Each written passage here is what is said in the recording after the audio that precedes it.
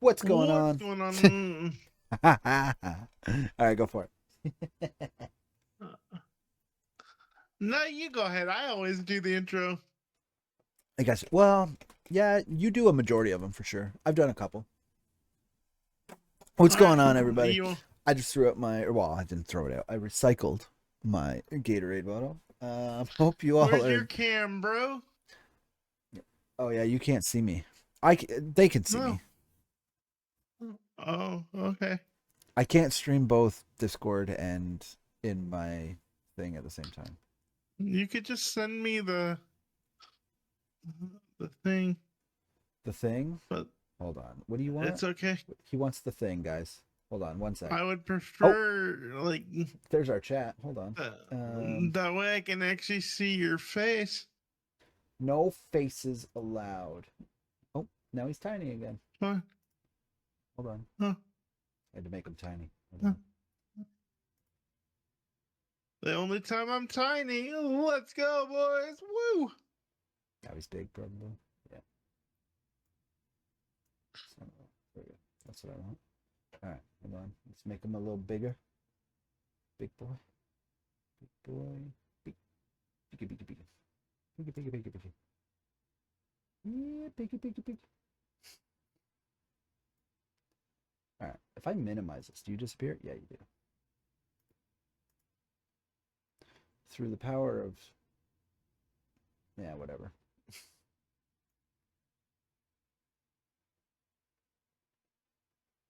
Why are you not getting taller? What's happening? Okay, now if I do this, okay, cool. Um, this, you want to see this? Is that what you want to see? Is that what you're looking for, Capitan? Can you see it now? There he is. Oh my goodness. All right, you can see me now. My I can. ugly face. No way. Yeah. You're why we have a 99% female audience. You don't know that stat. No. Nice try. Sounded good for like the first 2 seconds, didn't it? It's convincing until you said it was female audience.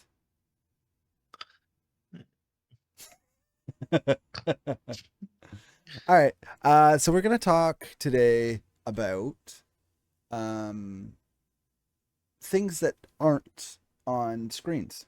Well, I guess technically some of them are on screens now, but they didn't start on screens. So we're gonna talk trading cards. We're gonna talk board games. We're gonna talk D&D. We're gonna talk Lego. We're gonna talk like that. Those little things that were fun time killers, puzzles, and all that kind of stuff. This is Nano's idea, so we're gonna start with him. But first, we're gonna go. What's new this week? Well, what's new with me this week is I've started Sakura Wars So Long My Love Is that what on you've the been Wii. playing? I thought you were playing Well, I something just else. beat I just beat the game. I just beat that one game yesterday. Oh, okay. Um, it was called The Last Story. Bet you it wasn't the last one. No, probably not. But I really enjoyed it. It was a lot of fun. Now, one thing I will say is that there was a moment or two where I was like, "Come on, man, this is just awful design. Oh, you know what I forgot This to is do? just I forgot to awful." run intro. Oh, We're well, good. shall we Keep do a going. restart? No. We'll run it Um, here right before we get into stuff. all right. Well, that's pretty much what's new with me. Oh, I did get the new Splatoon Raiders game Oh, I today. didn't know there was a new one out. Um, yeah, it's like a spin-off game. I think they're trying to get more mileage out of the Splatoon franchise. And What style of game? If frankly, it's not like a team deathmatch kind of style thing anymore. Like no. is it like an extraction shooter kind of thing? Not quite. Basically, you play as a character that gets stranded on an island and end up treasure hunting and finding different treasures and So it's building a different little contraptions and stuff. so it's a Splatoon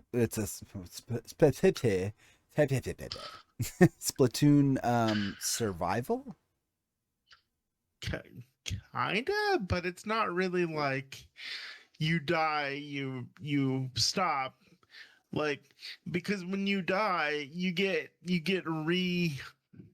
Re-inked. re-squidded. Yeah. Yeah, you get re-inked and you're good to go. So it's not like there's any real. Although I've only played about an hour of it, so I don't know if it's just being gentle with you, like when you're first starting out, or whether it's.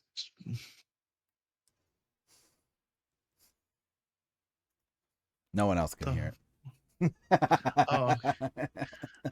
but yeah, I don't know if they're. I was like, what the heck? But I was wondering if, or I'm kind of wondering if it's just like a, hey, this is this, welcome to Splatoon Raiders, and then it'll where you'll have a little more consequences later on, Are you gonna play that on or what? stream?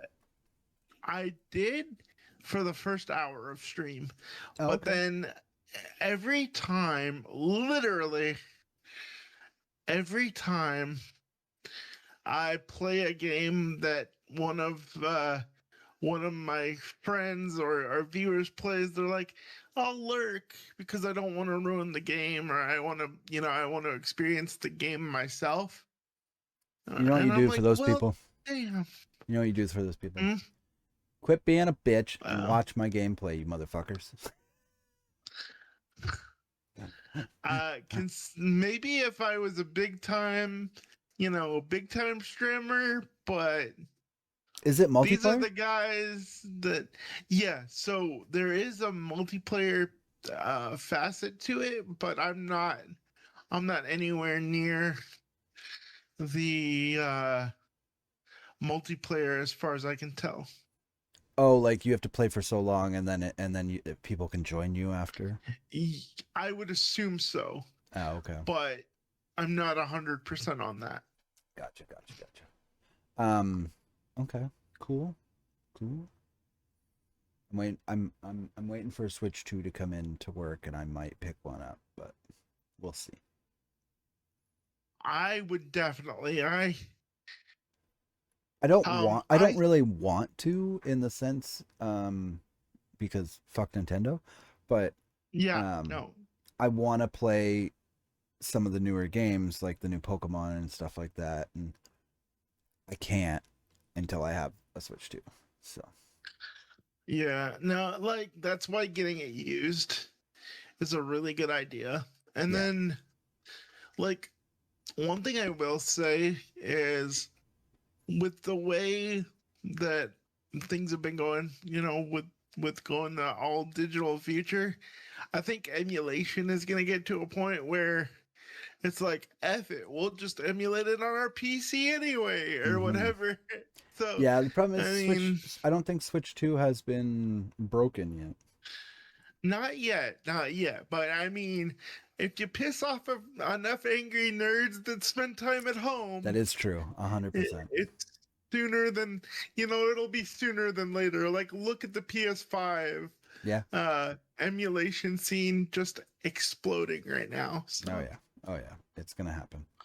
Um. All right. New with me. New with me. Nothing. This is my long week at work. Because my manager, as of today, is on his 2 week vacation. So I work. So normally I have Sunday, Mondays off, and now I work.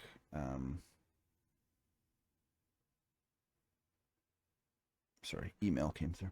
And now I got to work Sunday, Mondays. So I am currently working Tuesday through Monday, so like a full week. And then I'll have 2 days off, and then I'll be on for my regular 5 days. But it is what it is. But that's really all that's new for me. Like nothing really changes in my life that much. I do have a show coming up. If anyone, I don't know if I talked about this last episode. Um, Even if you did, say it again. What's going on? um, but yeah, I've got a show coming up. It's called it's called Audrey's Song Fundraiser. It's to raise money to help musicians who are struggling with addiction and mental health and stuff. So it's going to be an event. Hold on, let me open it, the poster here, so I can make sure I read it properly here. Um, so it will be an evening of music and storytelling. Fuck off, you stupid phone. You're a real bitch, you know that? Where we will talk about addiction, loss, and mental health and stuff like that. So it is kind of a trigger warning. Be aware that there's going to be some things that people might not want to be talking about or be present while it's being talked about. But that's what the event is about. So it's one of those things. It is on August 10th. At 8 p.m. at a place called Poor Boy in Ottawa. It's 495 Somerset Street West, Ottawa, Ontario. If you want to come out, hang out, hear some music, hear me play, and I don't know if I will do any storytelling because I'm terrible at storytelling in the sense of that kind of things. Because I can probably vent on about certain things, but I don't know if people want to sit there and listen to me say it. When it comes to that stuff. So it's one of those things, but it'll be a good time. I'll be there with one of my ex bandmates, Lee, who was one of the people that kept me in music for quite a while. I was in a band with him for 13 years. We're gonna probably play a couple songs. If I can remember them, I'm pretty sure I can. They're pretty straightforward. It's kind of like they're stored back here in the back of my head, like it's like riding a bike. Yep. Once he starts playing, Just I'll be like, like, I know this one. yeah. Just like, you get me in front of a drum set or bass drum, the it all comes back, man. Oh, bass drum's not that hard. You just go bong, bong, bong. But it's about controlling the timbre, It's about controlling the Oh yeah, your other timbre hands. and the Yeah. No, I get you. I'm not saying it's super easy. I'm just saying it's not hard. no, What but what I do you're a is hard. full on. Yeah, no, yeah, no doubt. I mean, you've got a kick drum and all that too, Yeah, so I play the whole kit, but I also sing on top of it too. So, nerd. um, but yeah. So if you want to come out, support a good cause, hang out, meet some new people, you know where to find me. Come hang out, say hey. If you come Yeah. out and you say hey, um, that you're here because of the podcast, and this will floor me. I'll put it this way: you will absolutely like be just next level. I will pay so it's a donation based event. So just pay what you can. It says suggested donation is $10. I will pay your $10 if you come up and say you're here because you watch the podcast.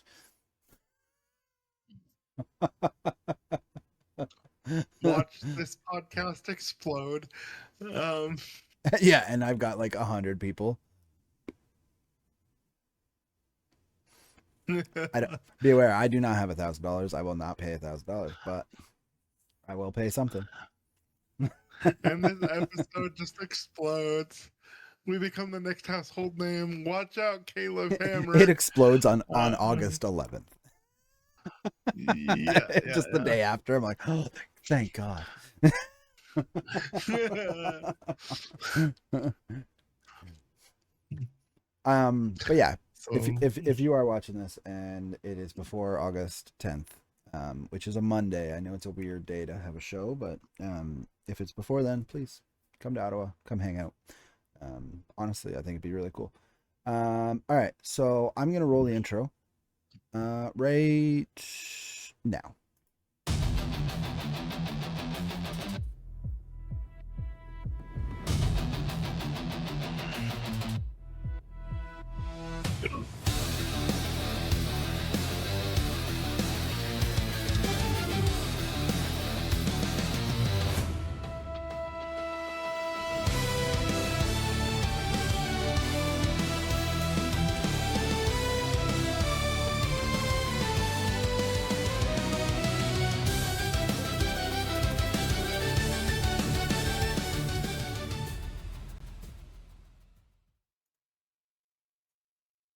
You weren't dancing. I was internally grooving. Liar. You don't know how my boobs were jiggling? Yes, I do. Fair enough. Okay, we are going to talk about board games and hobbies and that kind of stuff that are not video games and that kind of stuff. And I know some of those are video games like Pokemon and stuff like that now when it comes to the trading card stuff because but all right, let's start this off. What is your first off-screen hobby like that you became like really obsessed with? Like and it could be anything. Like we're not just looking at trading cards. We're talking about anything that was like a hobby that was not on a screen or related to gaming or movies or TV or something like that.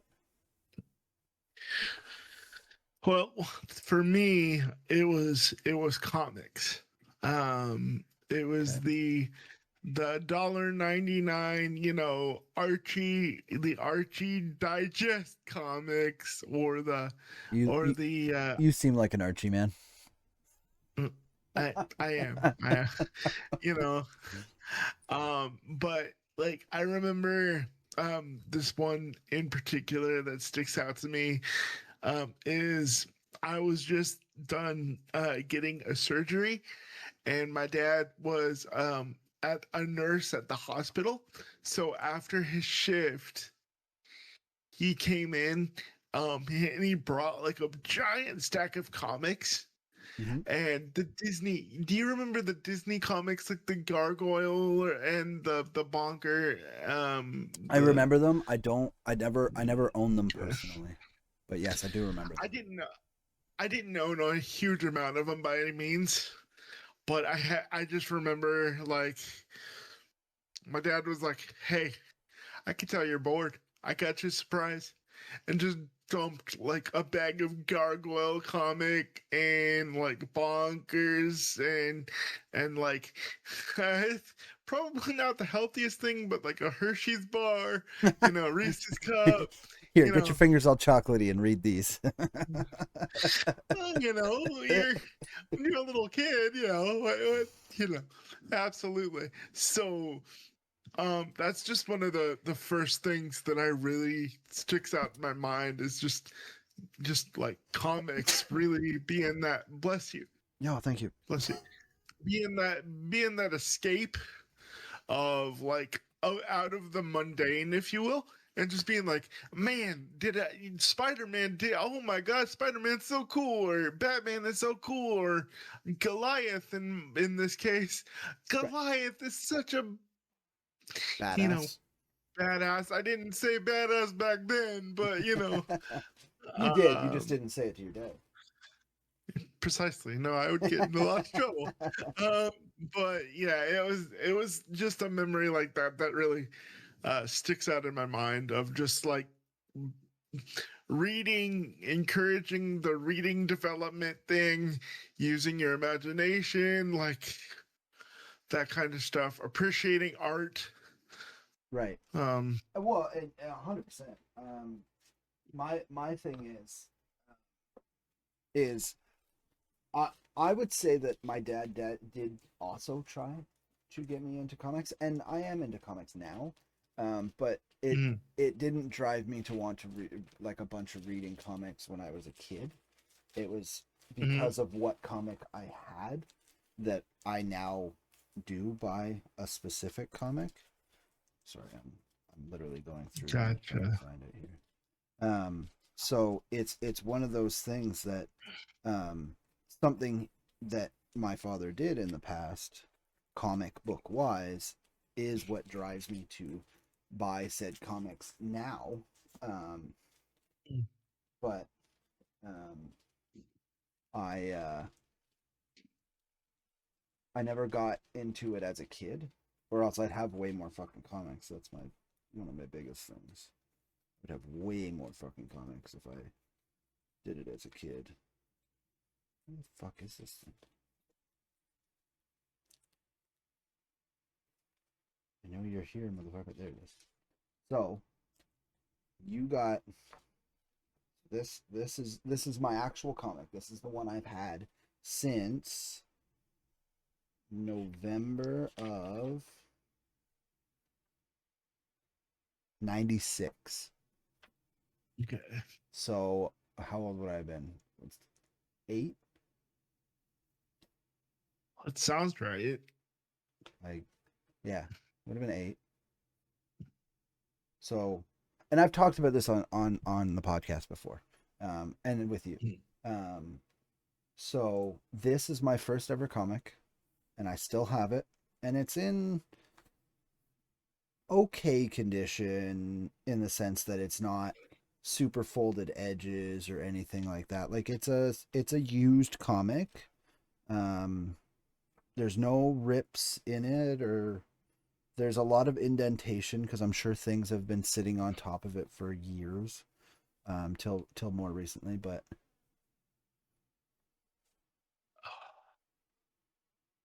Oh, awesome. and and I bought this purely based on cover. I can tell you that right now. As a kid, this is what you see on the cover of a comic book. My dad let me buy this when I was 8 years old. Um, like Yeah. you know, so yeah, this is my first ever comic. Period. In no ifs ands or Okay. buts. This is my comic that I got, and like we're talking like you know, Oh um, my god, that's so cool looking too. Dude, I love when they play with the page layout style like that and the oh yeah, bombastic nature of the 90s like that. yeah, yeah. Well, even like some of just the full page, just one full page of just what's happening, is just awesome. Um, but so Eh, so this having this has driven me to buy all these. Oh, is that all? um, but Uh, um, like the biggest thing was getting Spawn #1. oh, nice, dude. So like this is my holy grail in a sense that I can say I have this. Um, Mhm. and I had 2 copies. And I gave one away because I'm not the type of person that I need to have like 8 copies of the first issue because I'm not a hoarder Sure. like that. Um, Okay. but what I do like is it That's a has clean copy it's too. it's a clean copy and everything like that. But what I also like is the artist that does. I don't know if I can get it in focus. Focus, focus. I don't know if I can. Tiny. Oh gosh, come on. Focus. If you can see it, it says Stacy on the bottom of that. Mm. So he's one of the artists that worked on it with Todd McFarlane, obviously. Um, but I'm sure he's probably related. It's in the family tree somewhere. It's probably a long distance branch because he's like from BC, but that's how I spell my last name. And it's not a common spelling of Stacy. So, it's just one of those things like I'm probably related to the guy that You're probably second or third cousins, Oh, you it's know. probably more than that. It's probably like it's very distant, but you know, there was probably, like um my current Stacy family, my family came here, and then their cousin or something like that went to the West Coast. Gotcha, gotcha. Okay, okay. um but yeah, I'm slowly collecting them, and Mm, as bad as it is, it's more as they come into work. I haven't got to the point, because I don't have the money to start seeking out comics, like Spawn comics, to get the whole collection, because there's a lot of them, and there's a lot of different runs. For example, like this is Spawn Bible. um there's Blood Feud, there's Curse of Spawn. Like there's so much. But I and will say, you know what's get into funny? comics. Oh, 100% get into comics. yeah. Anyways, what were you gonna say? Oh, sorry, I didn't even mean to interrupt. I was just gonna say, like, the Spawn, like overall, considering as how much there is, the overall quality is consistently high Oh, comparatively to like. when it comes to McFarlane, I think his what would you call that? Continuity? Is that the proper term? For this case, sure. Um, like it's never seemed to have drifted from like how he draws and stuff like that. Like so I have Spawn 100, and that artwork, after 100 comics, hasn't changed. You know, like Spawn 100. Is there a date on here I can? I don't want to open it, because like it's got the Violator card that come with it, trading card. Um, so I don't want to open it. It is technically open, but I don't want to. Yeah, it is open. Hold on 1 second. I just want to figure out the date. 2000. So this is came out in 2000. 54 or whatever, the one that I had as my first one, came out in 96. Like, so, that's many years of Spawn, and, it it's still the same. Like, if you go and pick up a new Spawn comic now, it's still the same. You know, it's a little What? brighter. I would say they've gotten brighter in their colors, but I don't think it's changed much. I mean, and this is something because like the last time we spoke about it, and you were showing me different things, you actually inspired me to go read Mm-hmm. more Spawn, and I started from number one, and I think I'm on 60 last I checked. Okay. I have it bookmarked somewhere. Um, and one thing that since my artistic vocabulary has grown a little bit over the years, um, Just a I little. love the use of I love the use of shadow that they have in the book, like the use of they're not afraid to use those darker those darker accents and like Right. shadow to make other things pop in a sense. Right. Um, Like a dark alley, you see just his eyes, like that's what I like about Spawn, is like if you aside from, we'll say, Batman, um mhm. where there are a lot of shadows and stuff. Sorry, I'm putting these back in the bag. I keep them. Um I need a box, is what I need to do, is buy a comic box. Um but anyways, but aside from that, like everything is always bright and colorful, and daylight, and crime fighting out there, and this one is rape and pillage, and he's a crime fighter in a sense, but he's still a hellspawn. You know, I need to read more, because they eventually get rid of his counter. Um, because he technically has a counter at the top of the comics in the first issues that essentially is supposed to count down to when he becomes a full-fledged Hellspawn, and under um, what's his name's control kind of thing.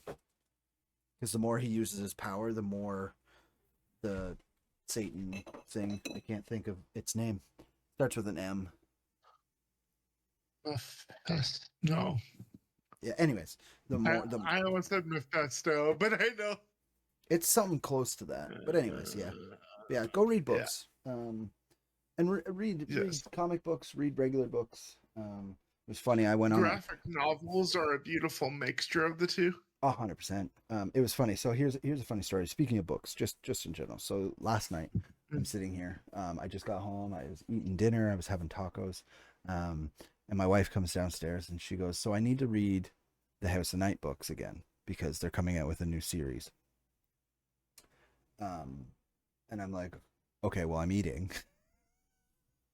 Like, I don't know what you want me to do right now. And I had a couple books from that series sitting right here because I was reading through it slowly, and I need to continue reading it because it is a good series. It is more of that teen kind of vampire books. I've talked about this before, but they're good books. So, anyways, I had like three sitting here under my desk, so I gave them to her, and then I finished eating, and I went and grabbed the rest of the books from a storage bin over there. And we were missing the first two books. I'm like, okay, missing the first two books. Right. So I spent close to an hour looking everywhere in this house for these two books. I looked everywhere around my desk. I looked everywhere around my bed where I do most of my reading. I looked everywhere. And I was annoyed with myself that I had no idea where these two books, the first two books of the series, I'm like, I have no fucking clue where they are. And I'm kicking myself because I don't know where they are. Because I'm like, I just had them. Like I literally read those books 8 months ago, maybe, if that. Like I think it was just before Christmas. So yeah, like 8 months, 8, 9 months ago. Anyways, so I finally for some reason remembered when the guys were here for jamming and stuff. Chris had said something about them because because they're a teen vampire book. They kind of have that smutty kind of thing to them, Yeah, you know. yeah. And they were moving something, and they're like, "Oh, well, we'll just move Justin's smut books out of the way," and funny thing or whatever. And I'm like, "Yeah, whatever." Yeah. And I clicked, and I'm like, "Oh shit!" He moved the two books that were sitting there, and he had put them. So I have a hard travel case that I put all of my like drum mics and stuff in, and wires and all that. I literally opened that case, and the two books were sitting in it. I'm like, for fuck's sake, I've been tearing this place apart looking for these two fucking books. They were right fucking here the whole time. Right where Oh man. so I had set them there because so right where they were is right by this where all the stuff, like all of our storage bins and stuff are. So I had set them there in thoughts of, okay, I'll put these in the bin when I go over there and I get a bin or something again. Jesus, trying to destroy the place with the sneeze.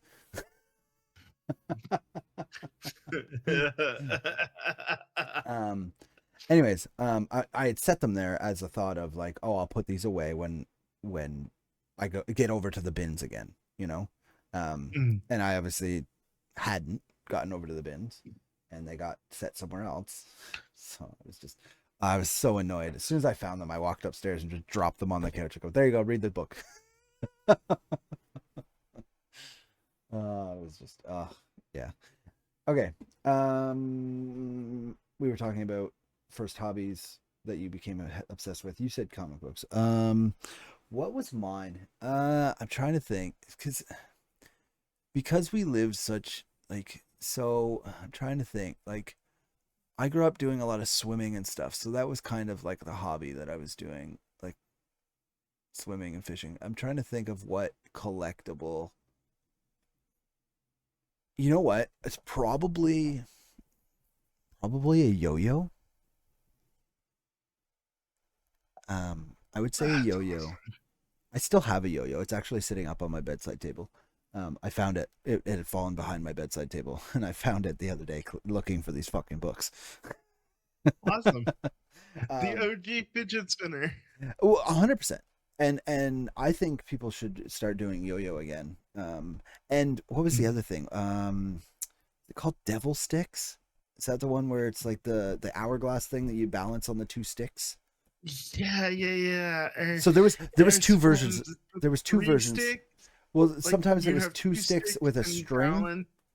Well, there was like Yeah. two sticks and a string, and like you could loop the string and get it spinning real good, and you could toss it up in the air.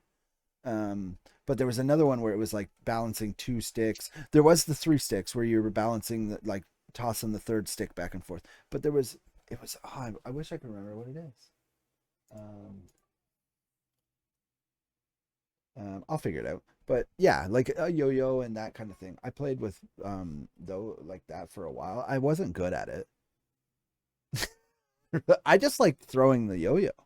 I could care less about doing the Yeah. little fucking tricks, but I love just playing with the yo-yo. It was a fidget. It's exactly what it was. It was just me fidgeting, just playing with the yo-yo. And then aside from that, Pogs and Crazy Bones. Those were really my big. Those were my big collections. Nice. I wish I still had them too.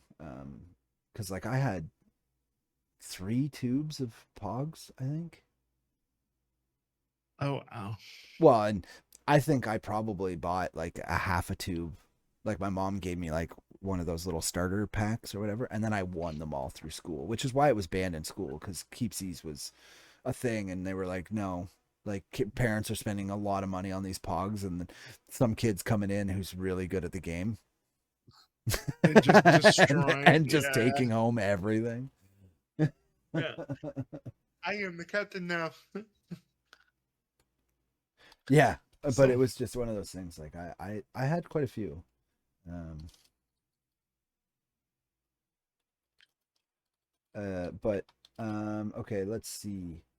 Um, what makes you more interested in like collecting things or like the building of things and stuff like that? Like what do you is it like the dopamine hit of like this like so we know why people rip cards like 100%, yeah. like it is that dopamine of opening it, but is it the same for you for just collecting? So like when you buy new video games for your collection, um is it that like is it just like is it the same thing for you, like that collecting things gives you that feeling? Oh, 100%. Yeah, there is that dopamine, but when I was a kid during one of the moves, the majority of my childhood stuff, including my wheelchair as a kid, got stolen. Um, and like over since I was 16, I've been slowly buying things back to the detriment of credit cards. But part of it is like as an adult now, I'm never going to lose these things again. So that there's that tangible aspect. So like when I'm holding like that copy of Mighty Morphin Power Rangers, it's like there's a memory attached, and I think that's that's part of the thing as millennials as we are. We Right, have those memories of like, oh, I'm getting that game and I got it from and I picked it up from Blockbuster or I picked it up from the local rental spot, and you right, just have a memory of going out with your family, getting a pizza, watching a movie, playing the game, you know. right, right, So 100%. I think I think as I've gotten older, it's less about the dopamine and it's more about The the nostalgia. memory attached, Yeah, yeah, than the nostalgia. yeah, but okay, so without so to not look at the collecting side of it, what about the building things or playing board games? Like playing board games is probably still nostalgia based, but it also is just the fun of it. But what about Yeah, like no, building things? So like for example, you've all seen it in the background. You can't see it in the background now because I've made my screen a lot skinnier. But this Mm. is That fucking epic Charizard it's or it's Charmander. it's paper craft is what it is. Like, Yeah. I could have done it just with paper. I could have printed it out, but it's like the styrofoam paper, and I love it.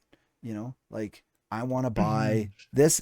Building this is super fun. It just gives you something to do Mhm. that you put a movie on and you're just sitting there focusing on building this thing, and then at the end of it, you're like, this is fucking cool looking.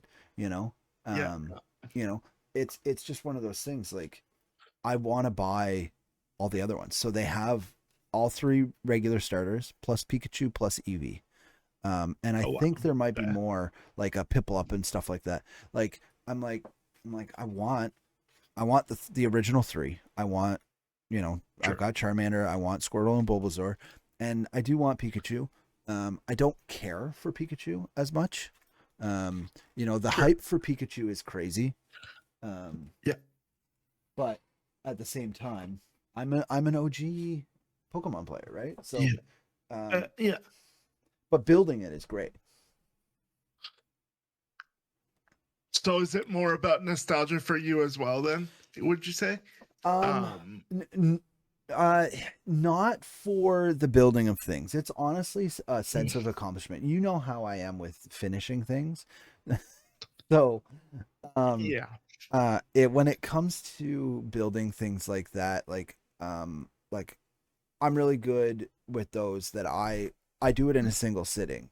When it comes to like Lego and stuff like that, I'm not one of those people that could do it over multiple sessions. I'm sure it would be if it was like a very, very large place, like if I had the Death Star or something like that, it would be multiple sittings. Sure. Um, but I feel like I would probably have that problem where I'd get halfway through and I would walk away because so I saw this video the other day about people with like ADD and ADHD. So it was pointed at and it was weird. So I think this is anybody, but it was pointed at women whose husbands do these things, because it's like, oh, so when you start that show with your husband, and they watch like a couple episodes and then they stop watching it with you. Well, it's because like, and then you watch it and you get to the end and you're like, oh, I'm really happy I got to the end, and you get that dopamine of like, oh, like I finished the whole show. Well, he got that dopamine at the beginning of the show because he was really excited to watch that show, and he got his dopamine from it. And now he's in the Mhm. middle of the season and he's like, like I yeah. And then if he even if he finishes the season, he's like, yeah, that was kind of cool, but he was just more excited to start it. So And basically, this is our relationship. Like I've got my so as a dopamine. brother from another mother, yeah, no, yeah, yeah, no, I yeah. I get my Okay. dopamine from starting stuff. And I've Mm, noticed that over mm, time. I'm really bad at it. I've really got to get better at finishing things. But when it comes to these things, so for example, like I have um, a Lego bonsai tree back here, mhm. and I love it. I mean, hold on. Let me grab it without breaking it. Hold on. Oh gosh.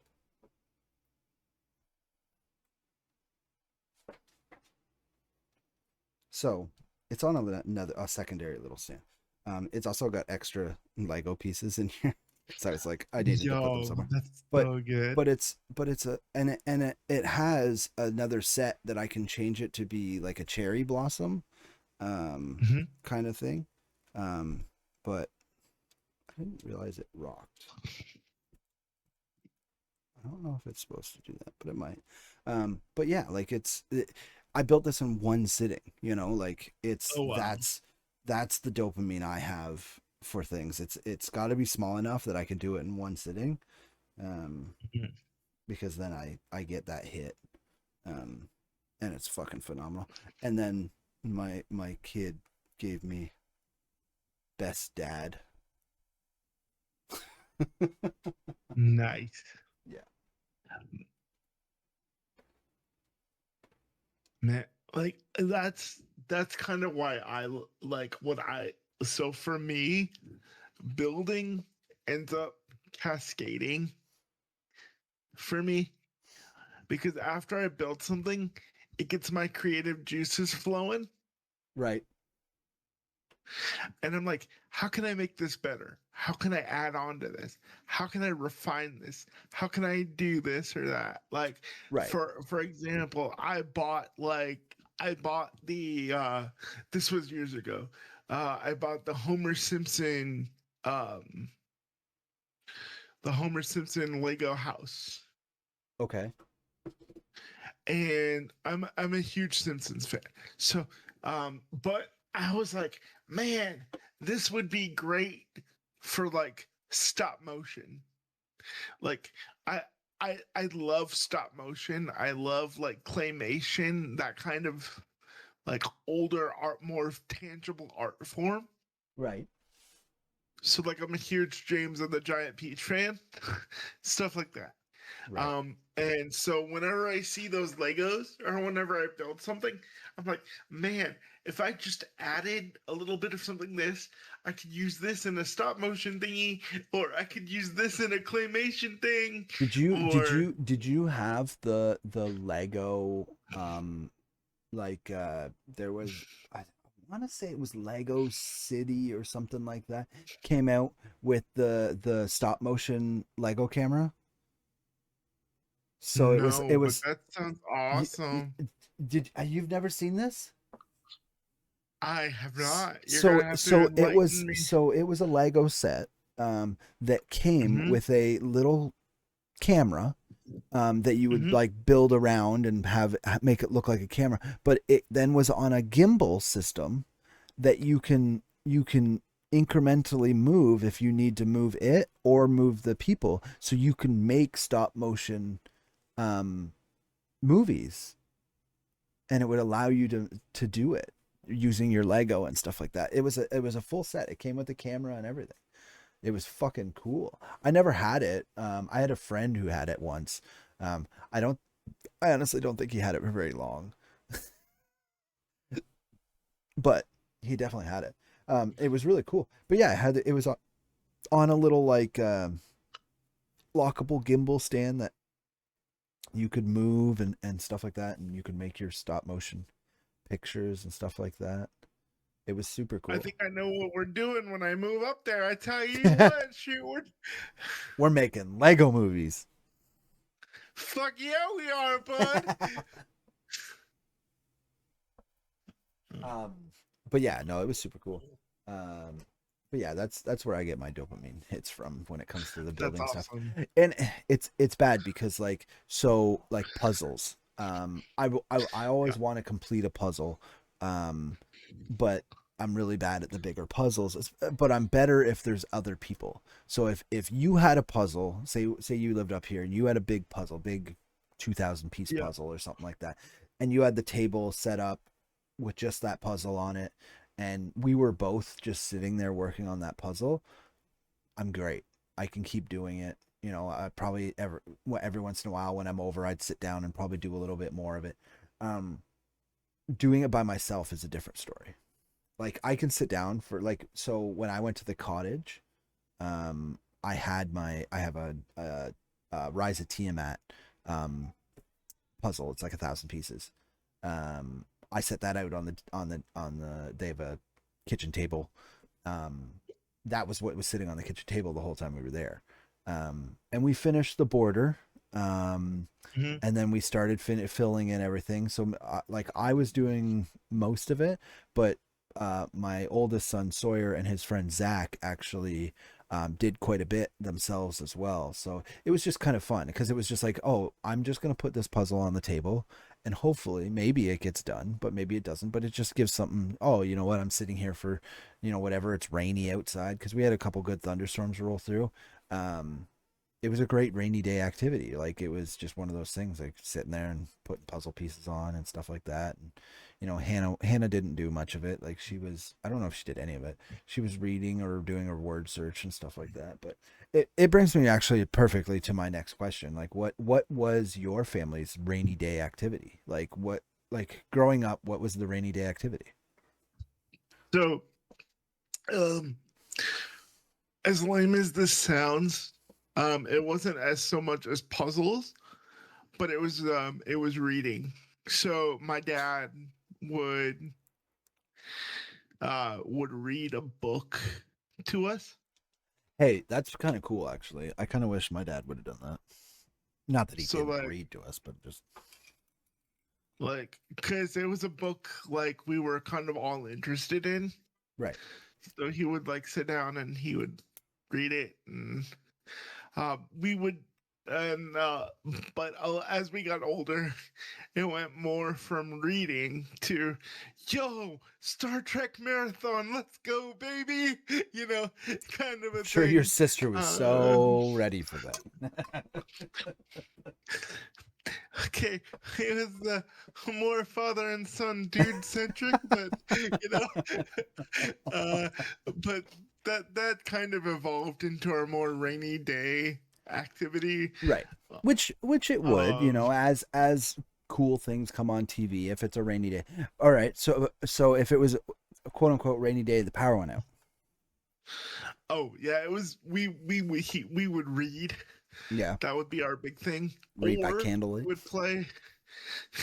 Essentially, Yeah, um, 100%. or we would do like sorry or go fish. Oh, nice. Yeah. So did you Crazy Eights. did your family have like this is the go-to game, like board game? Was it like, Oh, oh, like, oh yeah. so was it Sorry? Was Sorry your go-to board game for the family? For those quicker board games, yeah, it was sorry. Or um, we had the Pokemon Monopoly. Oh, okay. Okay. Yeah, yeah. So we would do Monopoly. Another one as I got a little bit older, we played a lot of Risk. Okay. Like he would um like he would have me and him and like you know my mom and stuff play play Risk. Um and my dad was a fiend because he had that shit optimized. Like, So yeah, I have uh, the Risk board, and I believe it's called the Black Collector's Edition.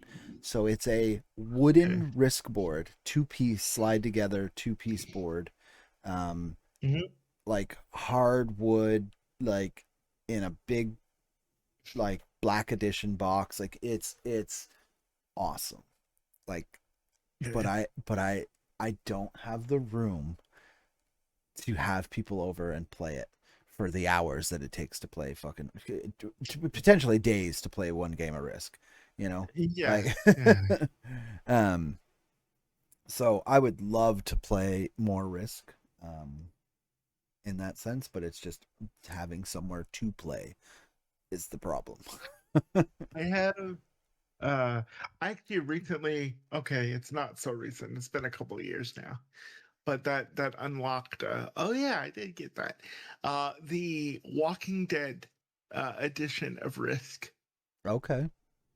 I didn't know they So had it's that. got that apocalyptic zombie theme Okay. going on. Yeah, yeah. So it's it's pretty cool, man. I went to the local comic shop, the local comic slash they're even more of a board game shop now than a comic shop, believe it or not. But I went to the local comic shop slash board game and ooh, yeah, yeah, yeah. Dude, I played the living, the ever So these living are heck out of they the. call it Diabolo. Diabolo Oh, is what this one was called, and then this one okay. is Devil Sticks. It's the two Yeah, sticks, and yeah. you're throwing around the one Juggling it. stick. Yeah, Yep, yep. That's the one I'm more familiar with, this the one. sticks. Yeah, yeah, yeah. Yeah. You guys can't see it, but whatever. But yeah, Diabolo, was what I had, and I loved it. fucking phenomenal little game. I spent so much time in my backyard tossing the shit out of that fucking little hourglass thing. Like, that thing went 30 feet, just fucking whipped it upwards. Like, I I kind of would love to find another one, go like buy one. Okay, let's see. All right, let's move on to topic number one. That isn't just generalization of us hobby wise, because we've already been talking for an hour. Um, Wait, really? We've been going for an hour? What the? yeah, it's been 55 What? minutes already. Yeah, like It doesn't feel like we've it. only done our opener is all we've done. Just a Oh, generalization of talking about things. We haven't even dove okay. into certain categories. Okay, let's, you So know, we're gonna talk trading cards. okay, So we have talked in the past about trading cards, and we've talked about how scalpers can go fuck themselves. Um, correct. so was Pokemon your Violently. first trading card type, or was there a different trading card that you got into first? It was honestly, it was it was I would say Pokemon, but I started getting Digimon around the same time too Right. I think because I love. MTG was my first Okay, because it come out before Pokemon. this is probably gonna destroy my nerd cred, but I didn't get into MTG until college. That makes sense though. You say it destroys your nerd cred, but college is about the time because MTG is more of what I would call a mature game. It would make sense, Mm. you know. Um, you also went to school like you went to college like a year before the rest of everybody, so In the States, 2 years, but Canada is like full of nerds too. So yeah. But yeah, okay, so you were in college. So my grade 11, 12 year were your first years of college. So yeah, so getting into it in college is about the time that most people I think would get into it. But I was only in it because my dad was into it. Um, okay, like my dad, like his aside from his play decks, which my brother will not give me, um, because he believes I'm just gonna sell them. I'm like, they're not your fucking cards. They're dad's fucking cards. Like, I'm not gonna sell them unless dad wants me to sell them. If he wants me to sell them for money for him, then I can sell them. But so besides his play cards, I have his collection literally right behind this blue wall. It's literally in a bin right there, but on the other side of that wall. um, so yeah, because he wanted me to go through them. He doesn't, as bad as it is, he doesn't have anything like crazy expensive or anything. Like he's got a couple okay cards, but he was in it like after like he had alpha and beta, I think, but I think he sold it all over time. Because he doesn't have any. He's got like oh, what is the name of it? Ice Age is most of his collection back there, and some other stuff. But he was one of those guys, so he would buy cards and he would take the first of every card and put it in a binder for his like master collection, right? And then all the others were okay, play cards. He would everything else would be play cards because at that point in time, everyone just cared about collecting one of every card and then playing the game. sure. It You was a know, more pure form of collecting. yeah, because you bought cards to try and get part of your collection, and then you were like, "What do I need to build my deck?" And you didn't like value was irrelevant at that point in time. You know, like and now we're getting Pokemon cards that come out now, and they already have a value over like $300. I'm like, why? Why the fuck would is a piece of fucking cardboard like worth over $300 brand new? It's not even old. Like Dude, that shit pisses me off so much. like I don't think they should have. I don't think new cards should have the value that they do on right release. away. Yeah. Right. Yeah, and I it's just the dude today, so or not today, but today I was at Best Buy, and on Thursdays they have their Pokemon restocks or whatever. And I never go on Thursdays because it disgusts me. Oh, all the I people see standing out in front, people, out at the machine. yeah, or like right at the front of the door, Mm-hmm. and like I'm like, how are these people affording these? They're not. Because They're putting themselves in debt. yeah, it's ridiculous. And like I see maybe one or two kids, you know, with their So what parents. I've been seeing lately is these guys that are going to like. I'm sure that they might not be scalpers themselves, but they could be scalpers because they're there too to get the Pokemon cards. But they'll show up Yeah, um at the restocking time for the machine, or because those Pokemon machines that are out will only refresh every so many like hours or whatever, and it'll allow yeah. you to buy some other pack that's still in the machine, but you can't access it until set it's in that rotation, so that they don't all just sell out right away, right? um so um he shows up at these places that have these Pokemon boxes, right? And there's Yeah. usually someone out there camping it, like, and he's like, dude, what are you doing? Like, come on, like, let somebody else get it. And then he'll wait for like a mom and her kid to come in and be like, oh, this guy, yeah, no, he'll let you go. Just like Oh, a I've seen like that yeah, on he's like, YouTube. yeah, Yeah, no, I'll he'll let you go. He's not a hateful scalper or anything like that. Just calling him out right there on the spot. And yeah, like um he'll like he'll come, the one I saw, he come in and the guy was already taking stuff out of the machine, like he'd already bought it all. um yeah. and he's like, oh yeah, no, he's not a scalper. He's gonna open all this stuff. You're gonna open all this stuff, right, buddy? Like, and he's like, look, there's a kid. You want to give it? You should give him a pack and let him open a pack for you. Yeah, Like, dude, I fucking love that shit. and I love it I'm like, so and that's much. what it should be. It should be Yeah. people feeling bad for taking cards that are made for Mhm. children and for people that enjoy the collecting and stuff like that. Stop Yeah. buying sealed product and reselling it for For like profit. $900. Yeah, Yeah, stop yeah. doing it. Like, it's not something that you need to be doing. So here's the thing. So I could look at my job as an example. Um we do buy stuff to resell it. That is our job. So Yeah. Perfect Order, the new Pokemon set, has come out, came out a little while ago now. Um we had someone bring us 3 boxes, Elite Trainer boxes, like right after a release.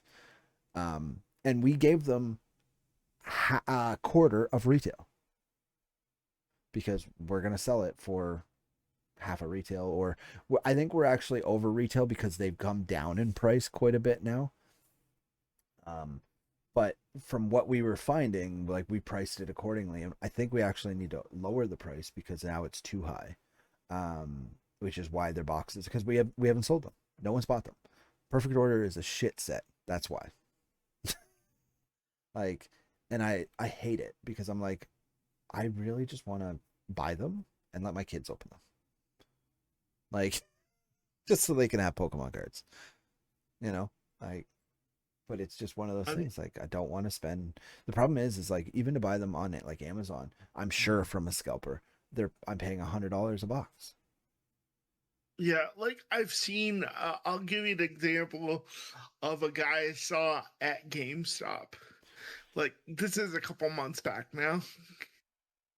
Dude, he has a local Pokemon card shop called Pokey Hive, Oh, and he's in at fucking GameStop buying up their stock to resell at his store. buying up all the stock to sell at his store. Fucking And stupid. I don't know if I was projecting onto a kid, but I could have sworn I saw a kid look sad and go, "Oh man," you know, I would have called him a piece that of shit. kind of a thing. I would have called him a piece of shit. I'd be like, dude, what are you doing? You own a store and this is what you're doing. You're literally stealing from children. That's what you're doing. I would exactly. I literally said, "Dude, you can buy it through a distributor. What are you If you doing?" if you own a storefront and are caught doing that, I think you should be charged. You Hundred should, percent. if you are selling product, you should have a distributor. It's not a hard thing to do. You can literally go Pokemon card distributor and you can find Mm, them, buy them for yeah, whatever price. exactly. And here's the thing, because you're if you buy it in bulk, you will get a discount. Yeah, Like the distributor is going to have set prices, but it's yeah, cheaper than what you will be selling it for. Like yeah. there's He was just trying to get extra stock, yeah, it's stupid. just for the sake of being a dick. No. Screw your extra stock. The problem is he's also Yeah, trying to monopolize his business. If he's the only place in exactly. town, if he's the only place in town that has Pokemon cards, people are forced to come to him and pay his prices, which is a problem That's because one his hundred prices are percent the inflated. reason I did that. Oh, 100%. I I was so sad for that kid. And I'm not trying to badmouth the guy. I'm sure he might be a really nice guy and stuff like that. But No, but no. it's still one of those things like when it comes to trading cards and any trading card, I mean any trading card, listen to me, they are to be opened and used or collected. If you are trying to make a master set or you are trying to make an all Pikachu set or whatever set you're trying to complete, that is the fun of it. That is the point of trading cards. They are there to do it. They are called Yeah, trading cards. You get cards and then you can trade them to to other trade people them. Yeah, to get the card that you want. Like you see yeah, it in the Pokemon community, and the Pokemon community is fantastic. There are so many people yeah. that have booths and stuff like that that are selling open product that I like. I like the people that are selling open product. If you want to sell open Oh yeah, product, great. If but make sure you are selling it for an appropriate price. Like I yeah. don't like I hate that there are cards that are thousands of dollars, but I get it, whatever. But at the same time I don't like it. I would love to see everyone start selling their Charizard for, $500 instead of $2,000. That's fair. Like No, it's that's it's a piece of fair. fucking cardboard. If it got wet, it'd be nothing. Yeah, Like that's what it comes down to. If it got wet, it would be nothing. Like and hundred and percent. No and and argument this is a from me. person that has boxes and boxes of fucking Magic the Gathering cards sitting right there. Yeah, Like but I know if I have a house fire, they're gone. If I have a flood, well, I've got them high enough that if it would take one hell of a fucking flood. But they're gone. you know? But it's just one of those that's things like, fair. it's yeah, when trading cards is a sore spot, I guess, because like Yeah. I grew up in the peak of Pokemon that people were buying it to play it. They were buying it to collect the cards. That's what they Mm, wanted. And now yeah. we're at a point where more people, I wouldn't say more people, where a large amount of people are now buying sealed product just to hold it over other people's heads. Yeah. And be like, look what I got. Yeah, and it's like fuck off with your Yeah. sealed product. Do you have a Charizard who you don't know? You have a box. That's what you have. You have a box of Pokemon cards that you have no idea what's in there. But you're gonna say, hey, you know what? This box that I bought for, $300 brand new at EB Games or GameStop is now 2 grand because it could have a Charizard in it. It's like fuck off. Go fuck yourself. Dude, precisely. It's not worth two Beautifully thousand said. dollars until there's a Charizard in No. it. Right. Like, Right. yeah. Um, Yeah. what? when it comes to trading cards, so obviously I wanted to get into Digimon, and I think I owned a couple Yeah. Digimon cards, but I never got into them. But what when it came to the two different games between Digimon and Pokemon, which game do you think was better? Because 100%. I never played the Digimon game in a way okay, of so like you're in the same I boat I am. like I loved the Pokemon trading card game, but I collected the Digimon cards of the favorite Digimon that I wanted. Right, right. Like You did it purely on the fact I of I like this guy, I'm getting this guy, you know. exactly, Yeah. exactly. So like I was like, ooh, Kabuterimon, yes, please, It, or yeah. whatever. And I can say the same. I'm pretty sure I had an Agumon and a Greymon card. But I never played the game.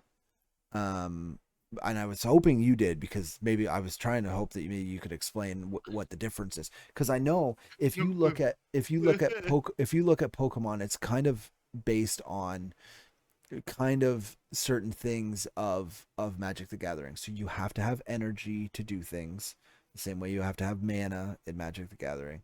Um, and but you can, like in Pokemon, you can only have six Pokemon, um, Mm. or something like that, and then blah blah blah. Like it's got that same idea where it costs energy to use your moves and stuff like that. So it pulls, I think, a little bit from Magic the Gathering.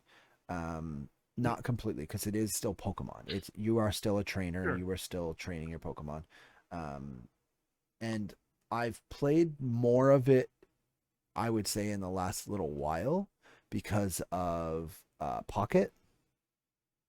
Um, Um, but I haven't played much.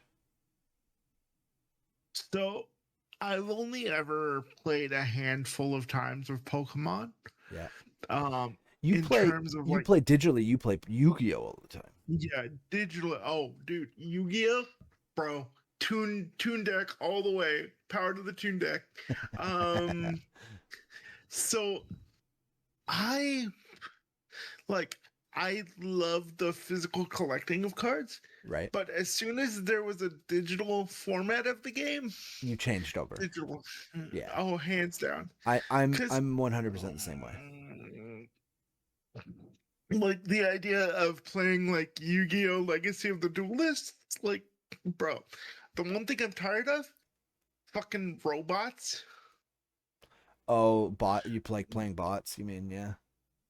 No, I don't like playing bots. I hate playing because there there was a there was a huge influx of bot accounts Right. that would just blow up or explode their deck first turn, and it would still give that account. I don't know how prevalent it is now. I feel like it's a lot better now. But it's like they would blow up the deck and that account would still get like 10% experience or whatever. Right. I don't know the exact number, but I was just so tired of that, of Which being so I know we're inundated with talking bots. video games again, but it is still a card game. It's still that. Card game. Which Yu-Gi-Oh do you play? Yu-Gi-Oh! Legacy of the Duelist. Okay. Okay. Cuz there's another one, right? Or there's or sorry, I was saying one of the two that I play. So Legacy of the Duelist is one, and then Battle the Bat one that I was playing last night was just to make sure I don't have the naming. Yu-Gi-Oh! Master Duel is the one Master that Duel. you That's were the one seeing me play yeah. last night. Yeah, Yeah, that's the one you're usually playing, right? yeah, yeah. Yeah. Yeah. I don't know why I went with the other one I played first, but So anyway. here's my thing. So I'm more of an MTG player. I enjoy the Mm. gameplay of MTG. The problem is if I go and try and play what is it? Arena? Is that what it is? Um Oh yeah, everybody's got the meta deck. yeah, but That's so the problem with online gaming for card games is people have too much fucking money, and they will spend it on making sure that they have the absolute best deck they possibly can, um, with what's available. So Pokemon has it and Magic the Gathering has it, where there are cards on the like quote unquote banned list.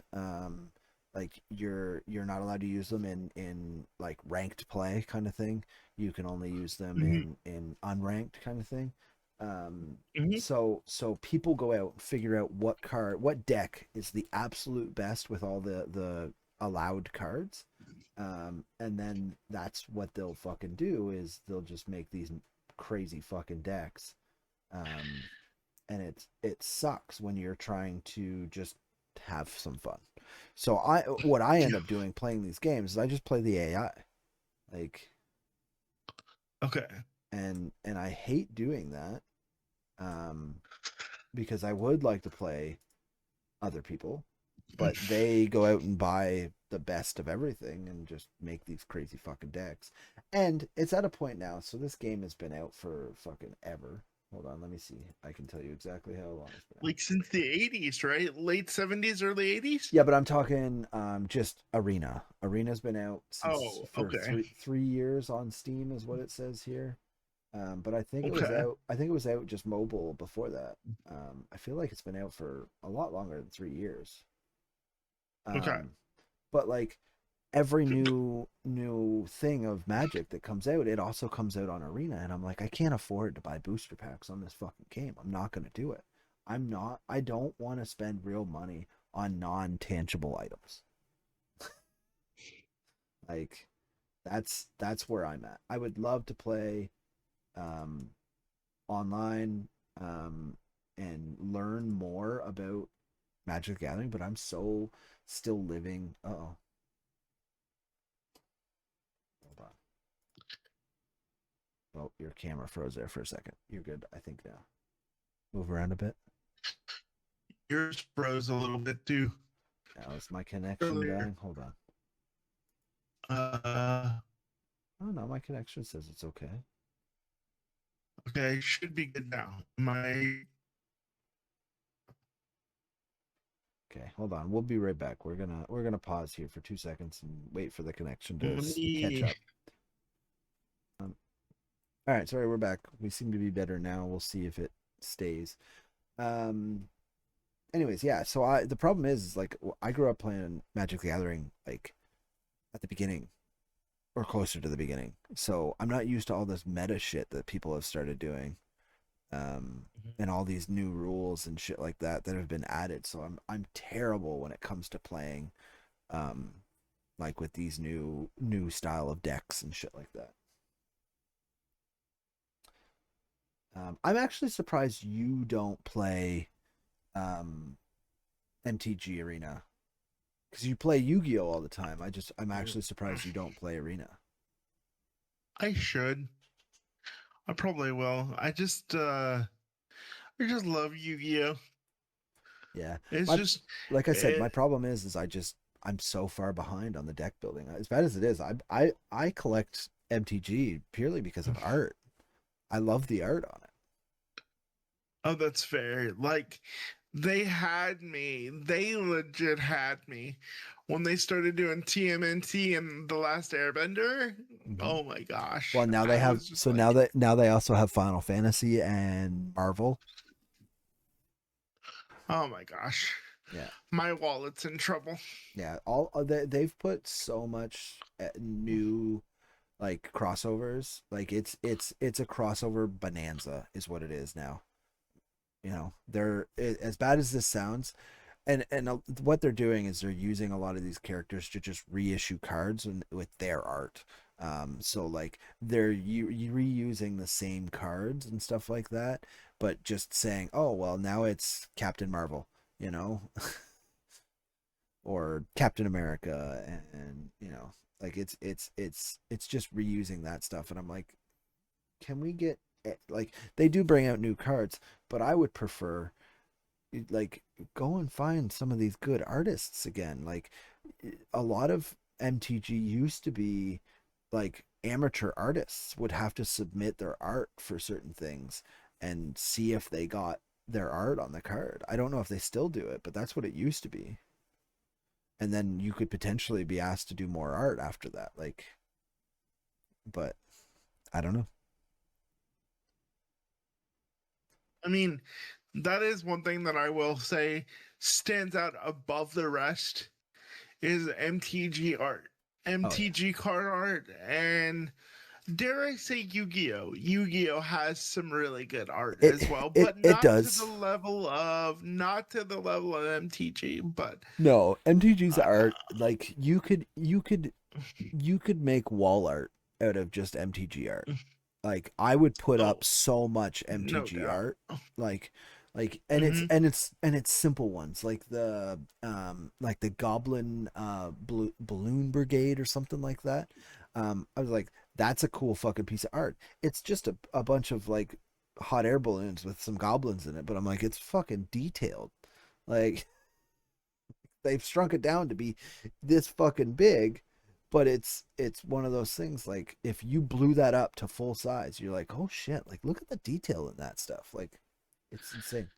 But especially considering when they switched over to digital art, Yeah. like that's when the renaissance for that kind of stuff opened up, I think. Yeah. Yeah. But that's the So thing. So one of the questions on here is, does artwork matter? Um yes. 100%. Cards don't sell if there's not good artwork on them. The problem I have is, you look at, as bad as this sounds, you look at Pokemon artwork, some of it is really, really cool. The ones people want are the full art cards. That's what they want. They want oh full art. yeah. Like they don't care about, uh, just something in the little box anymore. They want full art. And other cards, trading cards do the same thing. They want that full art. Hmm. They don't want, just like a this is what this does. Like I will say one of my favorite looking cards, I think, is a Piplup card, the full art, and it's such a good one. Um, it's just it kind of looking up at you, like, and you're like, that's cute, that's awesome looking, and it's good. But the problem I have, with Pokemon is, you have your set list of Pokemon, and this is what they look like, you know. Whereas you go look at Magic the Gathering, and they go, all right, you have a bog rat. You know how many different versions of a bog rat there are? Like there are so many different renders of a bog rat that I'm like, that's what I like. It's not a set, this is what it looks like It you depends have. who drew that day, kind of a thing. Yeah, one, and like you have like your set characters, your planeswalkers, um that are reoccurring and stuff like that, and they have to kind of look the same, but it's still, some of them are done by different artists that make them, they're like, oh yeah, that's Liliana, but at the same time you're like, shit, look at her, like that's a fucking really cool rendition of her. I don't know, I'm pretty sure Right. that's one of the planeswalkers. Like there was this one you just reminded me of it. I think it was a set that was may have been out like a little bit after one of the like TMNT sets or something. Hmm. Like the cute fuzzy animal set. Okay. Yeah, oh, yeah, I know the one you're talking about. Like yeah, it was like just super adorable animal shit, and I was like, this is cool. And then you read what Not the card does. necessarily yeah, and not necessarily because it's the kind of thing that I'm into, but I respect the wide range, that MTG is willing to Oh, 100%. introduce. 100%. Like, and that's what I respect most about it. Yeah. Um, So here's the good thing about MTG is, now specifically they're doing collabs, mm, and they're doing a lot of them. There's been a Lord of the Rings, there's been a Spider-Man, there's been just Marvel, there's been, um what else? There's been Final Fantasy, there's been Teenage Mutant Ninja Turtles, there's been Jurassic World. There's been so many collabs. What does Pokemon mm. give you? Pokemon. Mm. That's all Pokemon can give you. Just Pokemon. You know, Yep, like that's it. I am honestly thinking that. So I'm pretty sure there's an MTG and Gundam Wing um, crossover. I think, which is very interesting to me. But I'm pretty sure I could be wrong. There might not be one yet, but if there isn't, it's around the corner. Um, and like at that point, I'm like, Digimon can show up in MTG. Oh, that would be. I would. I would cry. I legit would cry I think MTG would from make happiness. MTG would make crazy sales, but I think Digimon would also become more popular Oh if yeah. they crossed over. Because I think it'd be really fun, cool. Anyways, let's move on. Let's not stop talking about trading cards here because we've been just going rambling on. If we have Um, to, okay, like fine. we're already an hour and a half in, and we've only gotten through our opening remarks and trading cards. Which our opening remarks talked about more about board games and stuff like that. So we're gonna run through a couple quick questions. We're gonna speed run a couple questions about board games. Okay, So and we'll do our best. we already talked about what board game appears most. Well, we talked Yeah. about what yours was, and you said Risk and Monopoly and stuff. In my house, when I was a kid, I know when I was a little kid, Hungry Hungry Hippos was a big one. Mm. Um, Trying to think of what we played as a group. I don't know. Probably card games. Probably were more of the thing we did more. So like Go Fish or Crazy Eights. Um, in high school, all me and my friends would always play Bullshit, um, which was a fun game. Um, but yeah, yeah. And then as I got older, I learned how to play euchre. Um, Oh yeah. Yeah. so that's really what I was playing. I guess more card games than board games.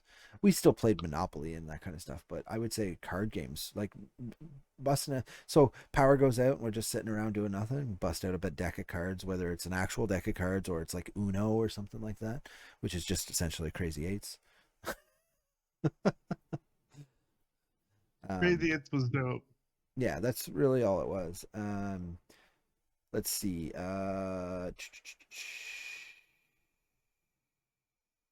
Who in your family was the most competitive? My dad. 100%. So he was even Lit. he was never I'll let them win this time. He was No, it was no, no, no, no. good luck, motherfuckers. Pretty much. He was like, it'll build character. It'll And build character, you know? honestly, I don't disagree. Um like I don't like for certain games I don't go all out. Um Yeah. but at the same time there are certain games where I'm like, you're not beating me at this. Screw that. You know? Um but like the thing is like I can beat my kids at some board games because I've been around long enough and I've been playing those board games for so long, which makes sense. But I Yeah. know for a fact if I boot up some video games with my kids, they're gonna kick my ass. Yeah. You know? Like Yeah. I game and I do a lot of gaming, but I can tell you right now, there's some games they're better at me than me for sure. Oh, But yeah. it yeah, I don't know. Okay. So your dad was the most competitive. I would say Oh, yeah. I think my older brother was probably more competitive. I think both of us were pretty competitive, to be completely honest. I think my mom and my stepdad just played. And then if we were playing games with my dad, like I don't know if I remember him ever being very competitive, but I don't. It's hard to say because I don't remember playing a lot of board games with my dad. Um, we were out doing other things usually, like fishing and stuff. Um, who was the biggest sore loser? Probably me. Like, I'm not even gonna lie. I'm not gonna lie. I'm not gonna try to pretend like, no, because I got that competitive edge from my dad, right? Like, my Right. dad, like, So you're annoyed when you're losing. yeah. So, like, I don't know if it would be considered like sore loser kind of a thing, but I was more like, like Dr. Claw at the end of Inspector Gadget. I'll I'll get you get you next next time, time, Gadget. gadget. Yeah, Yeah, pretty much, So yeah. I think we were all sore losers, like both me and my brothers. For the most part, same idea. Um, we really wanted to win, but then when we lost, we were just really annoyed too. So yeah, here's a question, because uh, I don't know. Like, we tried, but we never did. But like, never got away with it successfully for the most part. So you had an advantage that your sister is blind. So did you ever cheat while you while you were playing games with your sister? Be like, oh yeah, no, you only you rolled snake eyes, just double ones, like. so we actually had like a handicap, except or my handicap, I mean a braille friendly uh deck of cards. Right. Um, so she was really fast about it. For her credit, she would be like, "I don't think that's quite right," and she would call us out, like, or call me out, like, And so I couldn't, believe it or not, I couldn't really get away with what I would try to get away with But sometimes. you would Oh, try. And you yeah, I would try, just and not well. you were trying to take full advantage of the fact that she can't see what you're doing. Oh yeah, dude, like 100%. Like Like, like you're playing Monopoly and you're slipping bills out of the bank, like, she's like, oh, she can't see me. We're good. you know, I'm taking a one, it may have been a 100, Yeah, yeah. Um, but no, Like, I know everyone cheats at board games. Everyone does, and if you yeah, say you don't, you're yeah, lying. you're lying. Yeah, yeah. And my sister, the way that she would cheat is Oh like, gosh. I don't know if I would call it. Yeah, it's kind of her version of it, I guess. Is I thought this was this, and you would kind of feel bad a little bit, Oh, she but paid then the we would, pity card.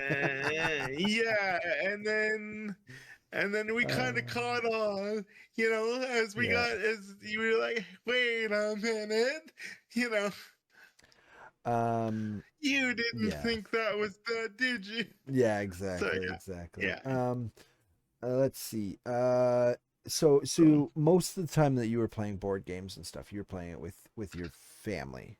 Did you have like a group of friends growing up, like, that would come over and play, or was that you would go over to, and you guys would play board games and stuff, or was it mostly video games and stuff? It was mostly video games, to Yeah. be fair. My dad, I played chess with my dad quite a bit. Okay. Um, so that's how I won my seventh grade in class chess tournament. Uh, it Nice. wasn't anything super official, whatever, but It was still a tournament yeah, between all your classmates. yeah, and it was fun. But Then like, you won, and they went super nerd. yeah, pretty much, and I was already the nerdy kid that was like a year ahead in school, Right. and I'm in a wheelchair, so everybody would be like, "Durr, Stephen Hawking, durr," that kind of shit. Just very typical '90s, early 2000s. No, that's Yeah, you know. um. So So let's. What's your favorite board game to play? 100% risk, because once I got old enough, I gave my dad a run for his money. Right. And Um. when I finally won, I I still have that dopamine rush from beating my dad for the first. I'm still coming down from I did it. from the Yeah, you yeah, lost to me, and that was the last risk game you ever played yeah, with your dad. No, I'm just kidding. essentially, yeah, until the until the Walking Dead. Yeah. No, we actually, you know what? That's actually still sealed. We need to crack that open and get it going. But Yeah. yeah. I'm trying to think of what my favorite board game is.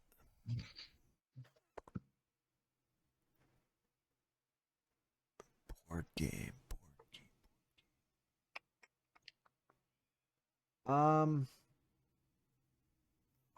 I board game. I would have to say I do enjoy Monopoly. You know Mhm. what? Game of Yeah. Life. Actually, I like the Game of Life. I enjoyed that one. I actually played that recent. Oh really? I played the digital version recently. Oh nice. Yeah. Um. Okay. What else we got? Um. Did you ever have any table flip moments between whether it was you or your sister or someone Oh, else? oh, dude. When we would play Sorry, It would oh, end with a "Whoopah! Sorry, see you later." yeah. Oh, sorry that my hand slipped. Yeah. Sorry. Um, or what was the one with the dice inside of a dome and you would pop the Well, so there were quite a few games. Sorry had that, but it was like the travel version. Um, yeah. but No, there there was was another game as well. yeah.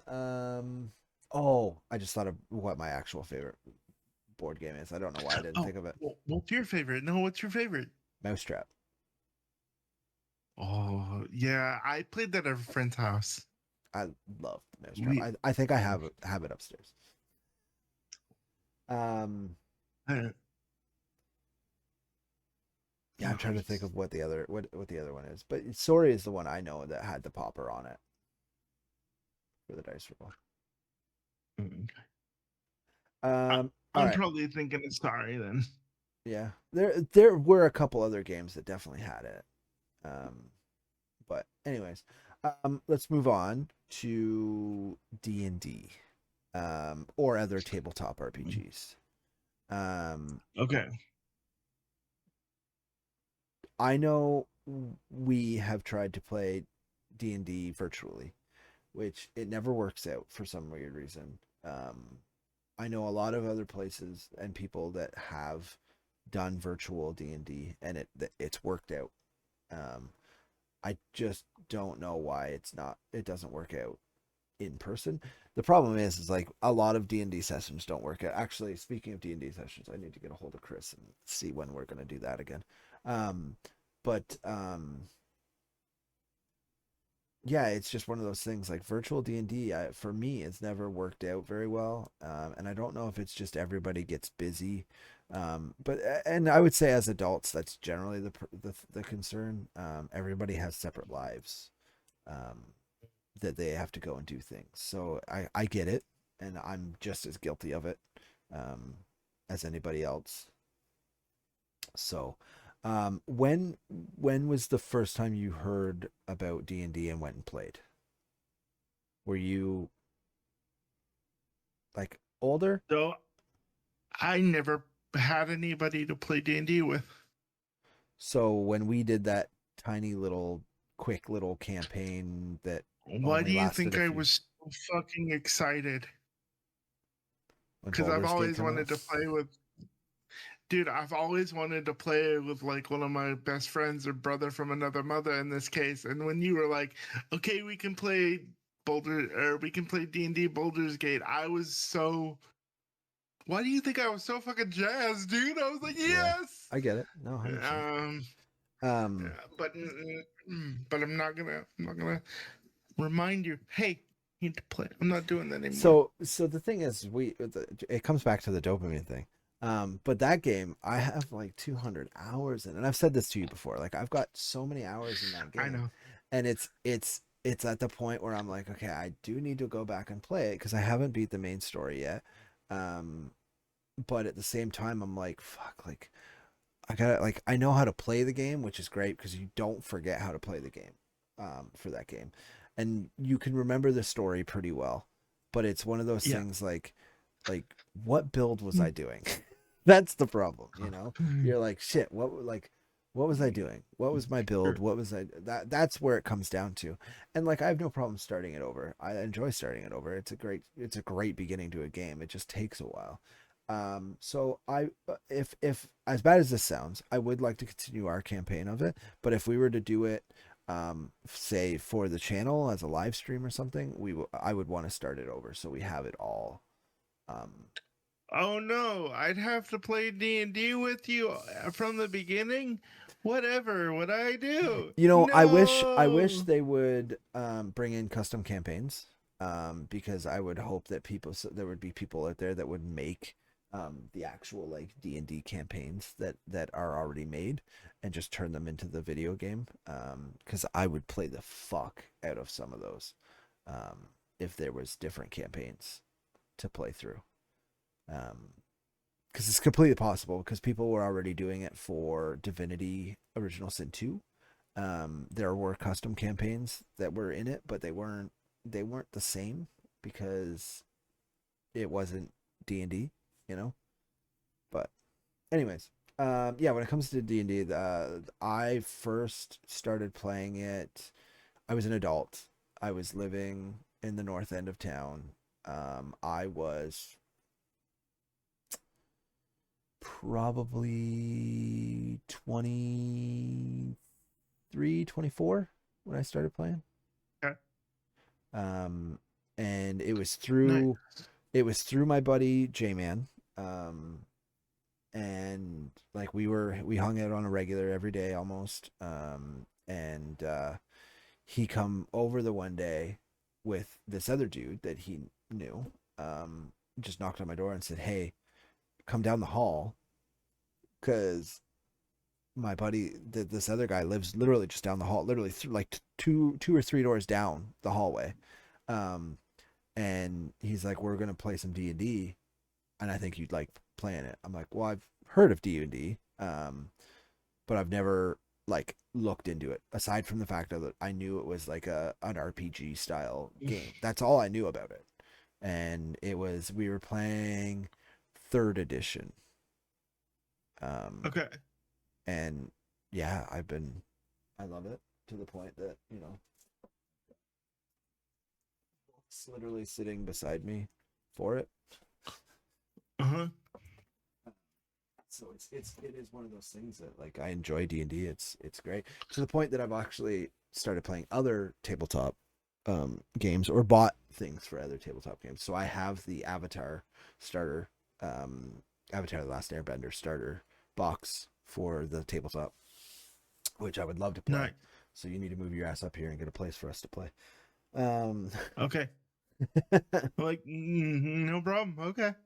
um, but yeah, it's just one of those things. Yeah, like D&D is great, and I highly suggest anybody to play D&D and get your good group of friends together. Find someone who loves telling stories.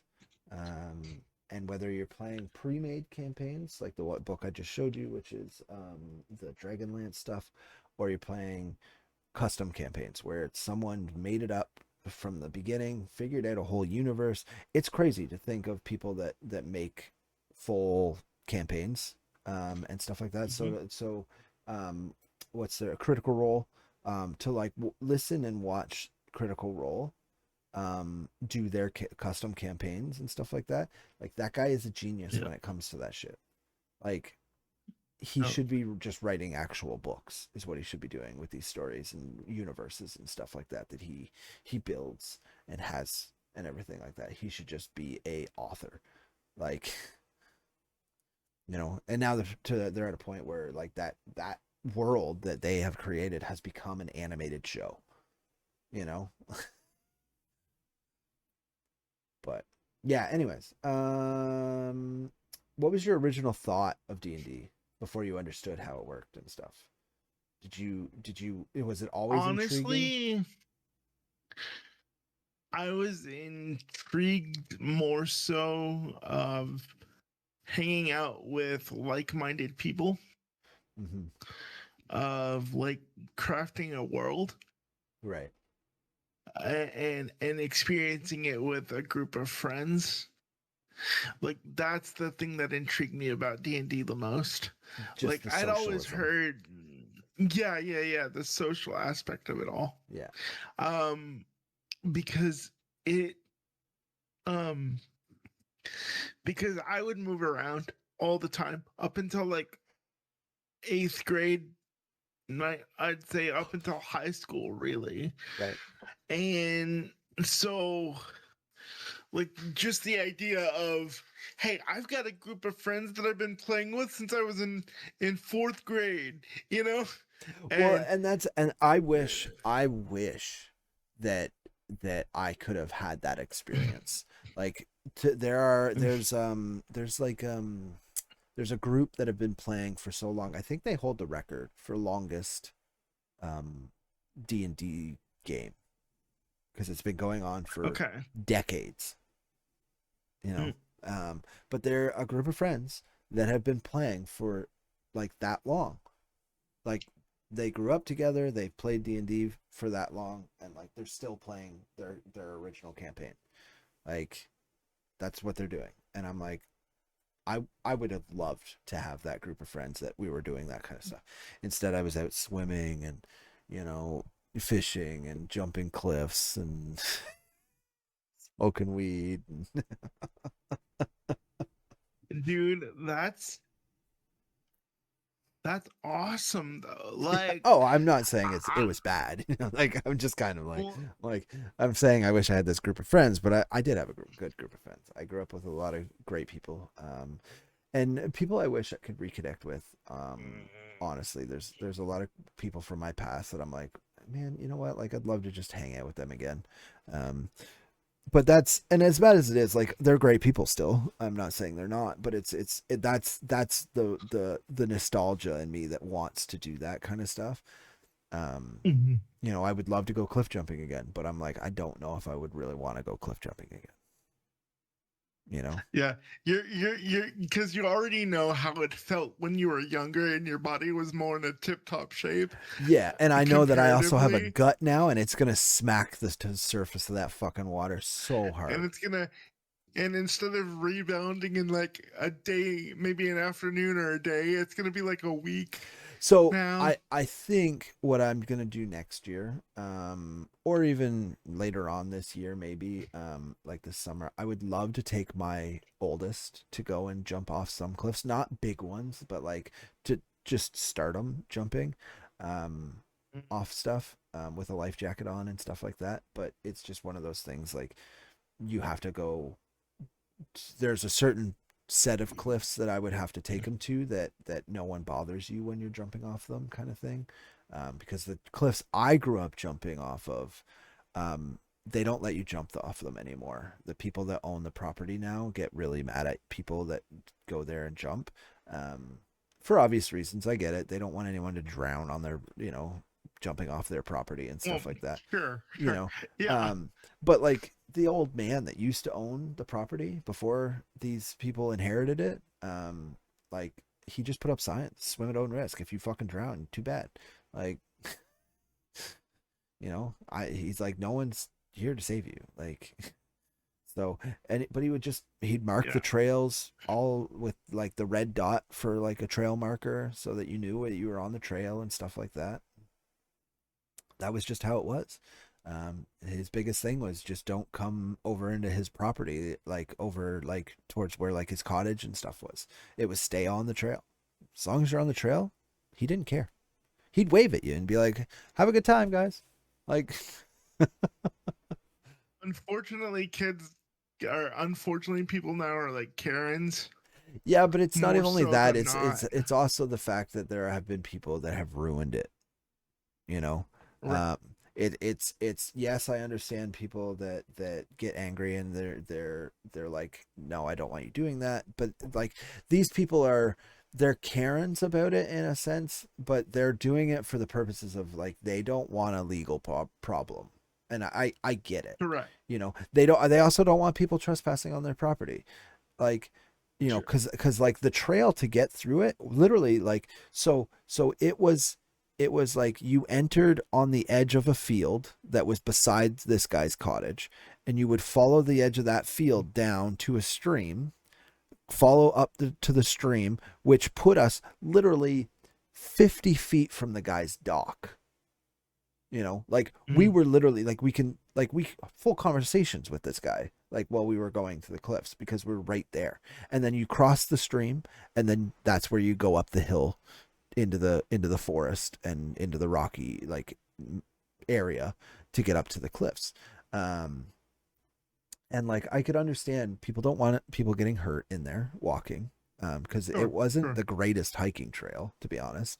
Like there was a lot of loose boulders and stuff like that that could, roll onto somebody if they really got pushed the wrong way.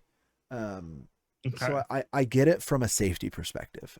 I still hate it because I think like something Yeah. like that should be enjoyed. um but at the same time, I get it. It makes sense to me. I don't want legal problems. But at the same time, if I owned that property, I would open it back up. But I would literally go to a lawyer and be like, what do I need to put signage wise that says if you are on my property and get hurt, I'm not I'm liable. not liable for Like yeah. if you jump Yeah. off this cliff, break a leg and drown, not my problem. Right. Yeah, Like, gotcha. like what do I do? And the problem is I don't know if there is something you can do, because they're still going to try and come at you.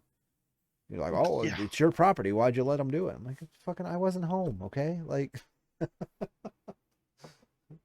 you were home. They There. said hi to you on their walk by. Like, yeah, but yeah, I don't know. It's just one of those things. Like, anyways, it's a Yep. side rant. Yay, I Um, love those. we get on them far too often. The point of a podcast, though, I guess, right? What's the biggest puzzle you've ever done?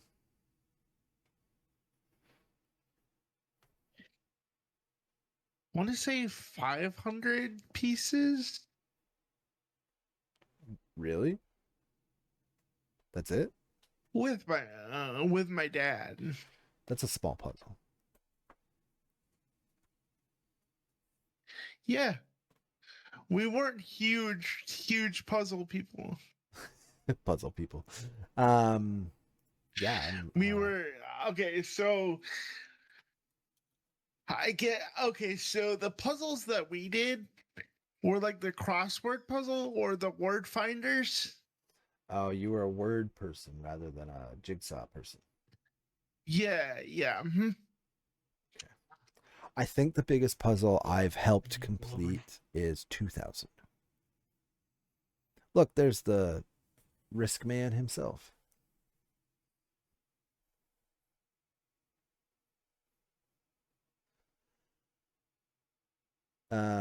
Yeah, no, it was, yeah, I think it was 2000 pieces or 2500 pieces or something. It was a big fucking puzzle, to be honest. And I didn't do the whole thing, but I definitely helped with it. Um, and then we broke it all down and put it back in the box. You're muted still, buddy. He's gobbling pills, people. Eating those gummies. Indeed. Think Their daily multivitamin gummy. when you move up here, those daily vitamin gummies can become daily vitamin THC gummies. Hallelujah. Hallelujah. Nano will move to Canada and become high Nano.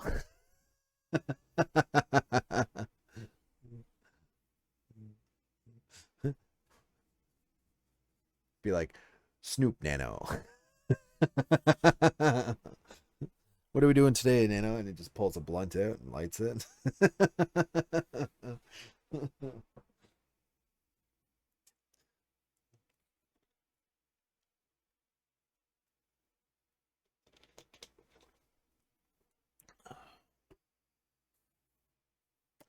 um, yeah, I think that's probably the biggest puzzle I've ever done. I know that there's people out there that do much bigger pieces, piece of puzzles. But yeah,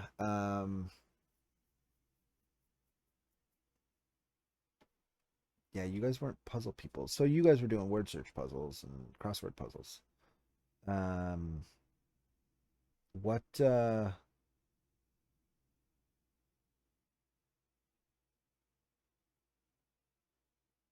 did you just do regular size crossword puzzles, or did you do like the extra large crossword puzzles, like the We crazy had the big one? jumbos, Yeah. and we had the jumbos and the regulars, and that reminds me of Christmas.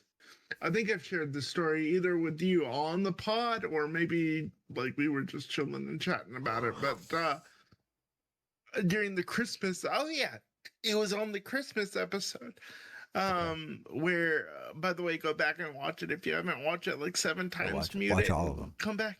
Watch all of Yeah, them a exactly. billion times. We need multi-million views, please. Yes, please.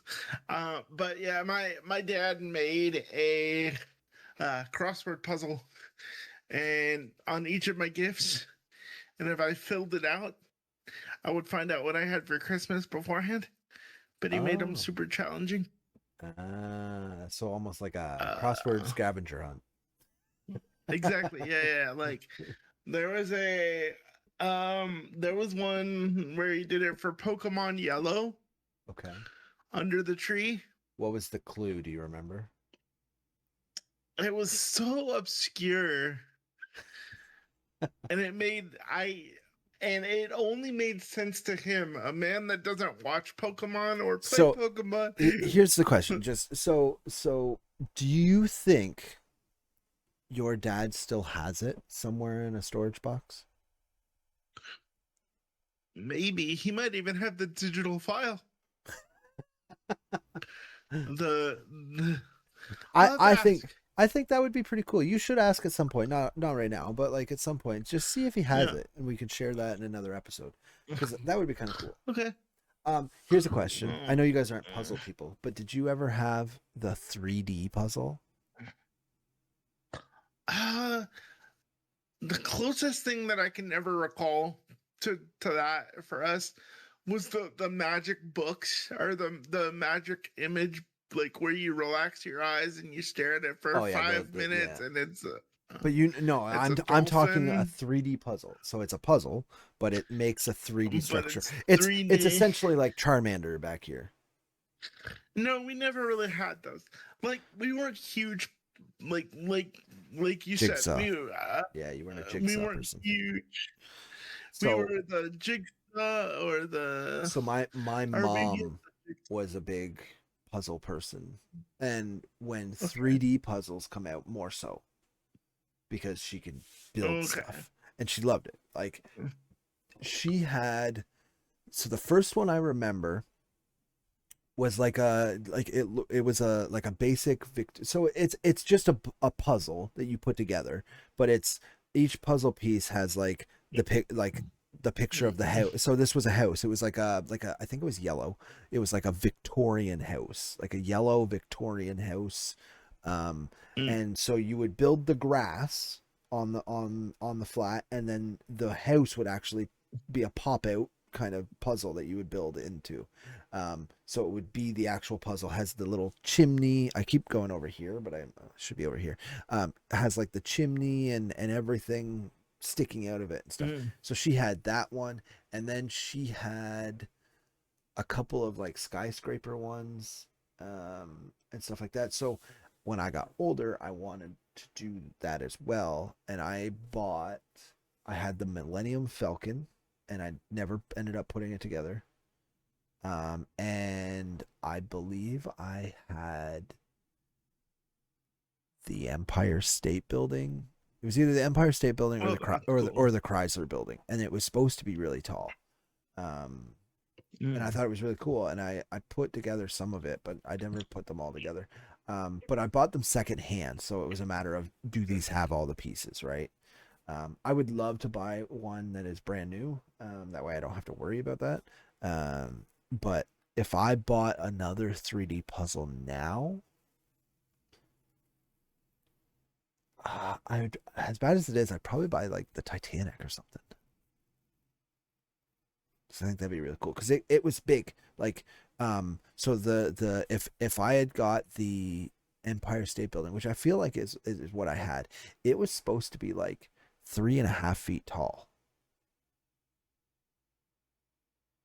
Like it's a puzzle. Like where the fuck do I put this puzzle after I'm done? That kind of makes me like you reiterated on in my family we were not huge jigsaw people, Right. but that 3D stuff makes me wish I was a jigsaw person. That Right. sounds And that's it. awesome. It was great because it was like it was a jigsaw puzzle, but it was and so the fun of a jigsaw puzzle is finding the right piece to put in the right spot, right? So when it Yeah. comes to this is a great segue into the next topic. Even though it's going to be a very quick cut topic to the point that I don't know if we're going to do our game tonight. Because Okay. I need to eat dinner and I haven't eaten yet dinner yet. So, um, Okay. but it's a great segue into Lego. But the 3D puzzles were great because it was still a jigsaw puzzle. You were still trying to find you. There was no instructions. It was here's the picture of the fucking thing. Now put it together. Like Okay. it would give you. I think it came with a book Hmm. of what each side of it looked like, kind of thing. And I think bigger ones like the Millennium Falcon had Hmm. um at what it was put into smaller bags, like this is this part of it and this is this part of it, so then eventually once you have all the smaller parts put together you could put it all together, kind of thing. Um but it like yeah, it was one of those things like you had to figure it out. There was no real instructions, where you get into Lego, and Lego comes with a booklet of step by step instructions, which is I thoroughly enjoy it more so. Um, what's your first memorable Lego set, and do you still Oh, have it? easy. Yeah, no, I have pieces of it. As most people do. So my uh, like it's gonna sound silly, but it was one from when I was a kid. You know, one of those baby Duplo style ones, the bigger blocks. Right. Yeah, yeah. That was technically my first Lego set, but the one where Does I Lego fell in own love with Duplo? I thought so. I don't know. You keep I talking. just I'll remember Google it. having the I just remember having one of the big, one of the big ones from when I was a kid. Oh yeah, Lego Uh, Duplo is Lego. It's the kids. Yeah, okay. Because there's but the other one. What's the other one? Mega Blocks is the one I was thinking of. yeah. And Um they're big. They're just big blocks that you put together. yeah. Uh but yeah, the one that really made me fall in love with Legos, and I kid you not, I still love them. I wish I had them. I they got lost during a move, as many things do. The Bionicles. The Yeah, the Lego Bionicles. I never got into the Bionicles too much. Um, Dude, they were so good, dude. they were Oh my cool, yeah, god. yeah. I won't say they weren't. I had a couple friends that had them. But I'm a sucker for original Lego, to be honest, because then you can make things You can make whatever you want. like this. This is solid Lego. Like it's a But that's the full, Star Wars logo sign that they. yeah. It's all Wait, that. It's all. did you make that before they sold the Star Wars sign? Or did you buy the Star Wars sign kit? It was the kit. It was the Lego kit to build this. This is all built Okay. Lego. And then if I pop this off, what I like is there's hidden things in it. There's one other thing, but this is the easy to get to thing. Hold on. Let me. So if I pop this off and you look in the top, do you see it? Do you know what it? Yo, that's so cool. What the So heck? so the Star Destroyer or whatever, and then Leia's ship. That's so cool, Yeah. dude. I thought that might be reminiscent of that. Okay. Yeah, so super cool little Easter egg, in it. There's something else in here. I don't remember where it is, to be honest, but there is another thing hidden in it too. Um, but yeah, super cool. That's what I like about Lego is there's little shit like that, and then it's just super fun. Um, my first memorable one, trying to think of what mine would have been.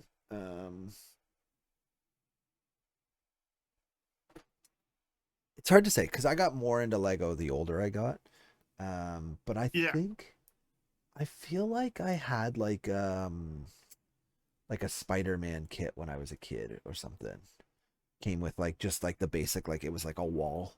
Um and then it had like stuff that would like the wall would, I could like break part of the wall out with Spider-Man, and like he would like he had his little web shooter and swing on it and stuff like that from a lamp post or something like that. I feel like I know I had a Spider-Man minifigure, so I know it came from a set of some sort. I'm pretty sure that's what it was. Okay. Do. So when it comes to Legos, Bionicle is your favorite set. Oh, hands down. That's what made me re fall in love with Legos. So I had a huge period where I didn't really mess with Legos a whole lot. Right. But then I saw Bionicles and I was like, wait a minute. Are you Wait shopping a for minute. Bionicles right now? I see your screen. Maybe. Leave me alone. Yeah, I know. Yeah. It's just the blue and stuff on yours. I'm like, he's on Amazon shopping right now. Um, For the did $900 did you what Bionicles. did you ever keep the Yeah. instruction books or anything?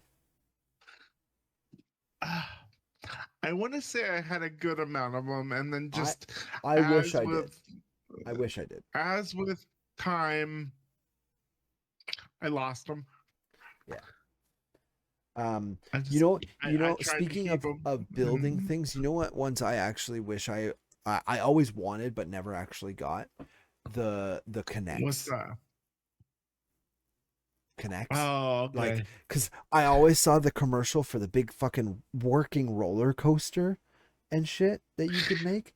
And I'm like, Yeah. I fucking want that. And I never got it, obviously, because it was expensive. Like I think it was like Oh 150 yeah. bucks for that set. Um, like There was one that I never got. It was the Ferris wheel. The Ferris wheel one. Well, because like there was Connects, which was all plastic, little snap together things, and then there was like erector sets, which were kind of a little more um engineery Right. feeling, you know. Um, did you ever get into like models, or anything? So like, I know Like I've gun. Are you talking like Gunpla? like there's Gunpla or even model cars that you put together. You remember like the model kits that you would get for model cars? Um, Okay, so I had limited experience with model cars. Like they had the wood cars you would build with your parent, uh, in and do it in like Cub Scouts or whatever. right. But I did I only got into like Gunpla more so as an adult. I know. I Um, need to buy more. And the problem is there's Digimon ones, and I want them really bad. there's Digimon Gunpla style. Gundam. Well, they're not Gundams, but they're Digimon built things for like War Greymon, or yeah, Metal War Greymon, Mhm. Metal War Greymon, and War Garurumon or something like that. And there's one for, yeah, there's a whole bunch of them. I can actually I can pull it up. But they're sweet. Made by the same company that does all the stuff, like the Bandai Namco is who owns it all, so they've done those figures, you know. Um, but they're fucking awesome looking. Um, and I want them real bad. Where is so this is the give me the full image. Yeah, so this is the Metal Greymon model that you can get. You see that? Oh, oh, that's fucking gnarly, dude.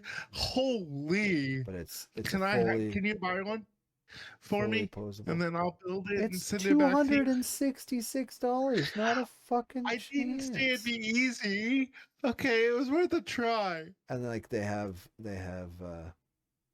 War Greymon fully That one posable. looks cool, but it's not They nearly as also dope as they also have Black War Greymon.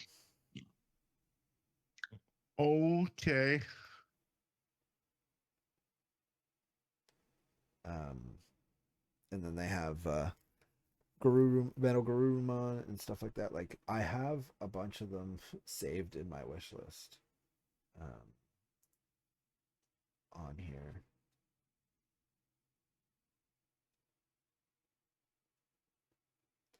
I think somewhere. Yeah. So that's a Gunpla. This one. This one. Okay, let me make this bigger.